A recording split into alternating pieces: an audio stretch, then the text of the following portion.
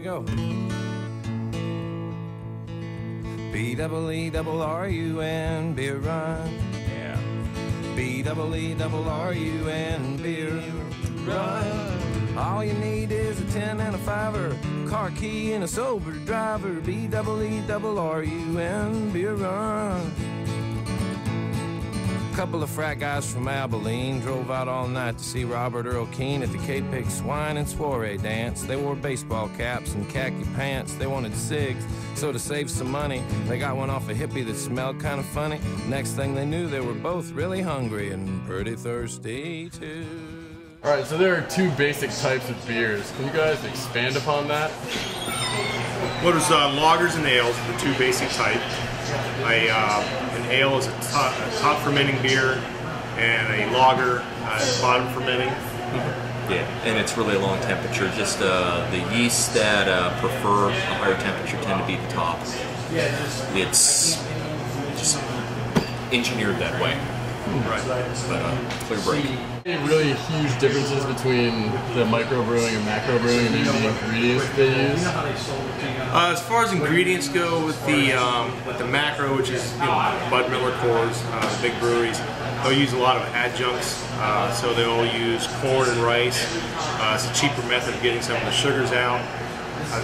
They kind of got that way in the beginning. They were using it even pre-prohibition, and they used a little bit of corn or rice to make the beer clearer, because we had 6-row malt as opposed to the 2-row malt we had in Europe at the time. And I don't know, I mean, you make a blanket statement. I think microbreweries tend to take a little bit more risks. So you'll see seasonal styles, you'll see one-time releases. I think they have a little bit more fun, but you know, the macrobreweries, they give you some really exquisite quality controls. They're models of consistency, and they churn out great products. I noticed over in your selection area that there are a lot of bottles and cans. Could you maybe tell why the difference between bottling a beer and putting it into a can? Well, the big thing, and what's neat about cans, is it's going to keep the beer fresher longer. Light kills beer, so you see most bottles of beer are a dark brown. That keeps the light out. When you get green bottles, you taste a lot of skunkiness, and clear bottles, you get the skunks pretty quick within a half an hour, 45 minutes of being out in the sun. The cans keep all the light out. It's also a packaging method that it's easier to ship. It's a smaller footprint for a truck. It's a lighter footprint than shipping. Cans are it's more expensive to start up. Well, to get into canning, it's a big investment from a brewery, but I think a lot of them are finding that they're able to sell more beer. Cans rock because they're really portable. You can take cans places that you can't take glass, like here in town, the Brown Shop. When you go to the fairgrounds, they say no glass. They don't say no beer. So you bring in the canned beer. It goes to the pool, it goes to the park. It's just efficient. It's a great way of packaging things, and breweries are more moving towards it. It's a very nice loophole. Thank you for that. Applied knowledge there. What about like Newcastle Brown Ale? That's a very clear bottle.